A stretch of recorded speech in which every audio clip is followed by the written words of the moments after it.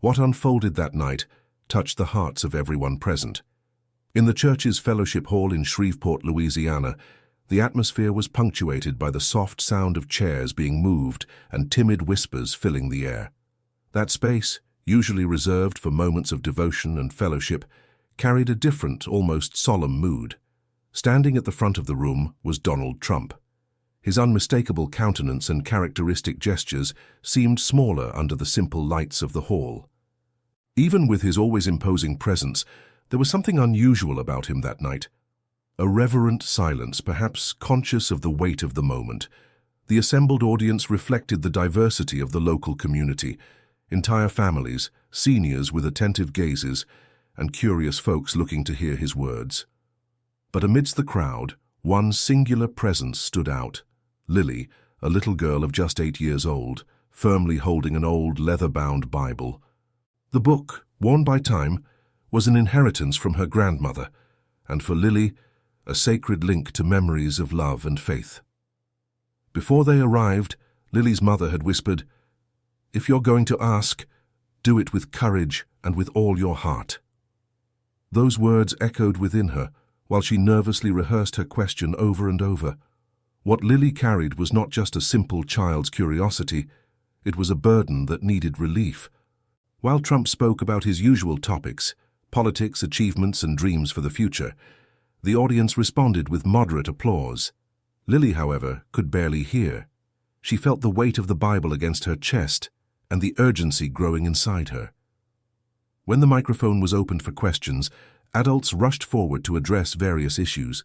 Lily hesitated, battling the fear that kept her glued to the bench. But upon feeling the encouraging touch of her mother's hand, she knew it was her time. With trembling legs, she stood up, her heart pounding so hard it seemed to echo through the hall. The line seemed to drag on endlessly, but with each step Lily took, the room's attention focused on her. Gradually, conversations died down, and everyone started noticing the little girl holding tightly onto the large, leather-bound Bible. A murmur ran through the crowd as she approached the microphone. By the time it was her turn, the hall was immersed in expectant silence. Trump watched her closely, and for a brief moment his hardened expression softened. "And what's your question, little lady?" he asked, with a gentleness that contrasted with his usual assertive tone. Lily took a deep breath, trying to control the tremor that threatened to overtake her voice. Clutching the Bible even tighter, to the point her fingers turned pale, she finally released the words she had been carrying for so long. "Mr. Trump, what does God mean to you?" The impact of her question was immediate and overwhelming. The murmuring stopped completely, leaving behind an almost tangible silence. All eyes turned to Trump as a silent tension filled the space. Accustomed to answering any question swiftly, Trump did not speak right away. His eyes met Lily's, and for a moment, the characteristic confidence he displayed in public seemed to have been set aside. He glanced at the Bible she was holding, and something in his posture changed. The silence stretched on, heavy with expectation, and everyone in the room leaned forward slightly, as if afraid to miss a single word. The man who had built his public image on quick and assertive responses was, for the first time, hesitant. It was an unusual moment, and because of that, deeply impactful. Trump finally raised his hand as if seeking support from the podium in front of him. In a calmer and more controlled tone, he answered, "That's a big question, and I'm not sure I've always had the answer." Acknowledging his own uncertainty shocked the crowd. For a man whose career had been built on unwavering confidence, that admission felt almost surreal. Trump, normally so firm in his convictions, was now revealing a more human side. He turned again to Lily, and his gaze became softer, almost protective. "When I was your age," he continued, his voice now gentler, "I also asked a lot of questions about God. My parents took me to church every Sunday, and I remember sitting in the pews looking at the stained glass windows and wondering if God was listening." He paused, his eyes scanning the audience, as if trying to gauge everyone's reaction. His fingers drummed softly on the wood of the podium, creating an almost imperceptible rhythm in the absolute silence that still dominated the hall. "My father used to say that faith is like a ladder," Trump continued thoughtfully. You climb one rung at a time and sometimes you're afraid you'll fall, but you keep climbing because you believe there's something up there worth reaching. Back then I didn't really understand what he meant. I thought it was just a way to keep me quiet. A gentle laugh spread across the audience, briefly easing the tension in the room. However, Lily remained serious. Her eyes stayed fixed on him, waiting for the genuine answer her heart yearned for. Trump leaned slightly forward, his tone becoming even more intimate. As I grew older, life brought me many challenges. I faced losses, failures, and times of uncertainty when I didn't know if I could go on. During those times, I didn't always feel God was with me. Sometimes I was angry at him, and other times I even thought maybe he had given up on me. The audience remained completely captivated. This was not the speech of a politician with rehearsed lines. It was something different, something raw and authentic. But I'll tell you one thing, Trump went on, his voice now stronger, filled with conviction. Faith isn't about always having the answers. It's about believing that, even when you can't see the whole picture, there's a bigger purpose at work. He looked directly at Lily again, who had slightly loosened her grip on the old Bible. Her eyes, now wide open, reflected the hall's fluorescent light and glistened with quiet emotion. And God, for me, he said slowly, as though weighing each word, is that purpose. He is the reminder that even when we fail, even when we fall, it's not the end. He's the one who encourages us to keep climbing the ladder, even when it feels like it's about to break. The words hung in the air, heavy over the room like an invisible mantle of meaning. But before the full impact could be absorbed, something happened. Lily's eyes began to fill with tears. First, a single drop rolled silently down her cheek as she clutched her grandmother's Bible with renewed strength. Little by little, her small shoulders began to shake. The audience, sensing the depth of the moment, only murmured softly, not daring to interrupt the scene. It was evident this was not sadness. Lily's mother, noticing her daughter's state, leaned over gently and placed a comforting hand on her back. "It's all right, honey," she murmured softly. But Lily shook her head, unable to speak. Those words, simple yet laden with meaning, had touched something deep within her. It wasn't pain, it was as if something she had kept hidden had finally been reached. With his answer, Trump had given Lily exactly what she did not know she needed, the sense that even in doubt and uncertainty, there is something greater guiding each step. Trump noticed Lily's emotion and, with a deliberate movement, stepped away from the podium. His posture changed and his tone became even gentler. "What's your name?" he asked kindly. Lily," she stammered, almost in a whisper, as she tried to contain her emotion. "That's a beautiful name," he replied with a discreet smile. "Do you know what Lily means?" Sometimes the simplest questions are the ones that hit us the hardest, forcing us to face truths we avoid. Lily nodded slightly, her eyes still brimming with tears, yet locked on Trump. "My grandmother used to say that too," she answered, her voice laden with memory. She would say, "God is always listening even when you can't hear him." For a moment, Trump's expression changed, revealing a restrained emotion, perhaps a personal recollection, perhaps a silent understanding. He took a deep breath before turning his attention back to the audience. "Did you all know that this little girl just asked a question many adults are afraid to ask?" he said, almost reflectively. "Asking what God means to us isn't simple. That question forces us to look within, to face our fears, our doubts, and often our own failures." The room remained motionless, each person feeling the weight of his words. Somehow in that moment, Lily ceased to be just a child holding a Bible. She became a symbol, a reminder of the courage it takes to question, to seek, and to believe. Trump continued, now with a firm voice but one coated with a softness previously unseen. "We live in an era where we constantly look for answers, but usually from the outside. We think power, money, or accomplishments will fill the void, but the truth is that the most important answers are the ones that make us uncomfortable. They're the ones that force us to ask, what do I believe in? What do I stand for? And who am I when no one else is watching?" He paused, letting the words hover over the crowd before turning back to Lily. "Thank you for reminding me of that, Lily. Tonight, you were wiser than many adults I know." The audience, which until then had maintained absolute silence, broke into gentle applause. The moment seemed too fragile for rousing ovations. Nonetheless, Lily barely seemed to notice. Her tears had ceased, replaced by a quiet glow of pride. She wiped her wet cheeks with the sleeve of her dress and looked at her mother, who returned her gaze with an emotional smile. But as the applause died down, the mood in the room changed again. Trump adjusted himself at the podium, and although his tone remained serene, there was something different in his posture. It was as if somehow this conversation had only just begun. The weight now seen in his eyes was not that of a politician speaking to the public, but of a man about to share something deeper, something more personal. "When I was young," Trump began, his voice heavier, "I believed I had everything under control. I had big plans, ambition, and the determination to succeed. But there was a moment in my life, a single moment, that made me realize just how little control I really had." He paused, letting his words echo through the hall, and the audience leaned in slightly, as though trying to catch every detail of what was coming next. It was rare for Trump to open a window into his personal life, but it seemed he was about to do so. "My brother Fred," he continued, his voice taking on a more intimate tone, "was one of the kindest and most genuine people I've ever known. There was something about him, a light, a goodness, that at the time I couldn't fully grasp. But Fred faced his own battles, his own demons, and no matter how hard my family and I tried to help him, it wasn't enough."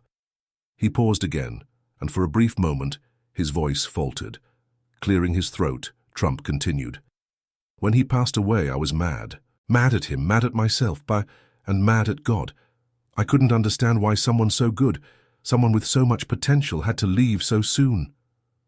Lily's eyes remained fixed on him, her calm and attentive expression reflecting a wisdom beyond her years. Around the room, others seemed equally absorbed, some with eyes welling up, while others stared at the floor, lost in their own reflections. "For a long time," he went on, "I turned away from God. I thought, if he really exists, why did he let this happen? Why did he take Fred and leave me here?" Trump sighed deeply, his hand gripping the edge of the podium firmly, as if seeking stability. "But then, something changed," he said, his gaze drifting to a distant point as if reliving that moment. "I don't know if it was a dream or just a memory, but one night I saw Fred's face. He was smiling, that big goofy grin he always had, and I heard him say, 'Don't be mad, okay? You've got work to do.' The silence that followed was absolute. Even the distant sound of cars passing outside seemed to have disappeared, leaving only Trump's voice and the audience's contained breathing. "That's when I understood," he continued, now speaking more firmly, "that faith isn't about having all the answers. It's about trusting there's a reason, even when you can't see it. And maybe, just maybe, Fred's purpose was to teach me that." He turned to Lily again, and his hardened expression softened once more. "So, when you ask me what God means to me, I tell you he's the reason I keep going, even when it's hard. He's the one who reminds us we're here for something bigger than ourselves, and above all he gives us hope even in the darkest moments." Lily's eyes shone once more, but this time her tears did not fall. Instead, she straightened up a bit, holding her grandmother's old Bible in both hands as if it were the most precious treasure of her life. The room, which for a few moments had hung suspended by the gravity of Trump's words, began to settle again. However, before the silence could stretch on, someone in the audience raised a hand, drawing the curious gaze of the crowd. A man in the back of the hall stood up slowly. He had calloused hands and a face marked by years of hard work, the kind of person you could easily find in any neighborhood, a mechanic perhaps, or a family man who went to church whenever he could. When he finally spoke, his deep, firm voice sliced through the silence with the precision of a bell. "Mr. Trump," he began in a thoughtful, deliberate tone, "I've spent many years trying to understand my own faith. Listening to you talk about anger, doubt, and hope, I can't help but wonder, aren't we all so afraid to admit we're struggling? Do you think that fear is part of the problem?" The unexpected, direct question seemed to surprise Trump for a brief moment, but he quickly composed himself, leaning forward slightly over the podium and fixing his gaze on the man. "You know," he replied with palpable seriousness, "I think many of us are afraid to admit we're not as strong as we want others to think we are. Faith was never meant to be easy. It's messy, sometimes frustrating, and often feels like we're shouting into the void with no answer. But that's the beauty of it. It's not about being perfect, it's about keeping on, even when we don't have all the answers. The man nodded, his expression relaxing, and he sat down again. A slight murmur of approval ran through the room, as if Trump's words had touched a truth many there felt but couldn't express. Before the silence could settle again, it was Lily's voice that echoed, clear and determined, despite her small figure. "My grandma used to say that faith is like planting seeds," she stated, with a conviction that seemed far beyond her years. "You don't always see the seeds grow right away, but you have to believe that, one day, they will." Trump smiled, this time genuinely, almost tenderly. It was a different smile from the one he usually wore in public, as though something in that moment had touched him deeply. "Your grandmother seems to have been a very wise woman," he said, his voice full of respect. "And she was right. Faith is exactly that, a seed. It doesn't always sprout the way we expect, and it often grows in ways we can't see. But that doesn't mean it isn't there, taking root, getting stronger." The atmosphere in the hall changed. The environment, which once felt like a structured, formal event, had transformed into an intimate and reflective conversation. People began to nod slowly, some exchanging silent looks of understanding. Quiet whispers spread across the rows of chairs, not as interruptions but as spontaneous exchanges of thoughts and feelings. What had begun as a typical public gathering had turned into something much deeper, a collective journey where everyone of different ages and backgrounds momentarily united over the shared experience of doubts, struggles, and hope. A silver-haired woman, her hair elegantly pinned in a bun, raised her hand hesitantly. When Trump nodded, giving her the floor, she stood up slowly. "I lost my husband last year," she said, her voice trembling and her eyes brimming with tears. "Since then I've been so angry at God, I feel like I've completely lost my faith. Do you think it's too late to find it again?" Trump took a step forward, moving closer to the edge of the stage. His tone, now softer, carried a comforting firmness. "It's never too late," he answered, looking directly at her. "Faith isn't something you lose forever. It doesn't disappear. Sometimes it just waits for you. And often it's in the quietest moments when you least expect it, that it returns like an old friend who never really left." The woman nodded slowly, tears glistening in her eyes. Around the hall, others seemed equally moved. Some discreetly dabbed their tears with tissues, while others remained seated, immersed in thought. The environment carried a tangible emotional weight, as though Trump's words had found a home in the hearts of those present. No longer was it merely a night of questions and answers. It was something greater, a moment of human connection where strangers shared their pains, doubts, and hopes. And what followed only reinforced that feeling. The air in the hall seemed charged with a unique energy, not of noise but of something deeper, a collective vulnerability. Those who had arrived expecting a standard political conversation were now part of something far more intimate and personal. It was as though Lily's simple question had opened a door everyone had been afraid to approach, but now that it was open, no one wanted to close it. Trump lifted his gaze, slowly taking in the room with his eyes. "You know," he began in a reflective tone, "one thing I've learned over the years is that faith doesn't always show itself in big moments. It appears in small gestures, when someone extends a hand, listens without judgment, or asks a brave question like Lily's. These are the moments that remind us of what really matters." The audience remained silent, absorbing every word. Trump's voice, which usually exuded authority and firmness, now overflowed with an unexpected humility that touched everyone there in a genuine way. He motioned toward Lily. "This little girl reminded me tonight that faith isn't just something we talk about, it's something we live. And when we live our faith, it spreads around us, touching others in ways we can't even imagine." Lily smiled, a small, shy yet sincere smile. Her cheeks were still flushed with the earlier emotion. Her mother gently pulled her closer and whispered something in her ear, causing the girl's smile to widen just a bit more. Trump straightened his posture, and his tone grew firmer, more resolute. "We live in times when it seems the world wants to divide us, by political opinions, by our differences. But faith, true faith, has the power to unite us. It's not about us all being the same. It's about understanding that, despite our differences, we're all climbing the same ladder, one rung at a time. A round of applause began, initially slow and timid, but quickly gaining strength. People were applauding not only Trump's words, but also Lily's courage in asking her question, and the way his answers had transformed the evening. In that moment, everyone in the hall, of various ages and backgrounds, felt part of something bigger. As the applause died down, Trump leaned forward one last time, approaching the microphone. So tonight I leave you with this. Ask yourselves what faith means to you, and don't be afraid of the answer, even if it's uncertain. Because faith isn't about knowing, it's about believing. He paused briefly, letting the weight of his words settle in each person's heart before concluding, "And if something touched you tonight, hold on to it, let it grow, and share it with whoever needs it most." The room burst into applause again, but this time the sound was accompanied by hugs, handshakes, and even a few tears. People who had arrived as strangers now exchanged warm smiles and personal stories. It was as if a collective weight had been lifted, replaced by a feeling of shared hope. Lily was now standing beside her mother, watching Trump as he stepped away from the podium.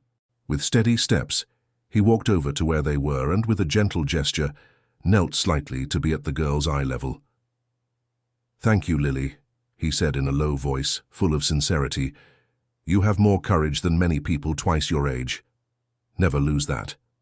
Lily nodded, extending her small hand to shake his. "Thank you, Mr. Trump," she replied, her voice firm and confident, as if something inside her had changed forever. Trump stood up, giving her one last smile before turning to wave at the crowd as he left the hall. The room remained abuzz, filled with conversation and exchanged glances, as if everyone there had been transformed by what had just happened. Lily looked at her mother, her gaze shining with the same determination she had carried all evening. "Grandma would be proud," she said softly, yet with unshakable certainty. Her mother smiled, tears welling in her eyes. "She'd be more than proud, sweetheart. She'd be amazed." As the hall slowly emptied, one message persisted in the air, clear and powerful. Sometimes the bravest questions bring the most unexpected answers, and in those answers we find parts of ourselves we never knew were lost. If this story touched your heart, take a moment to reflect on your own faith, and if possible, share with someone who needs to hear these words today. And of course, don't forget to subscribe to the channel for more stories that inspire, challenge, and bring us closer together as people.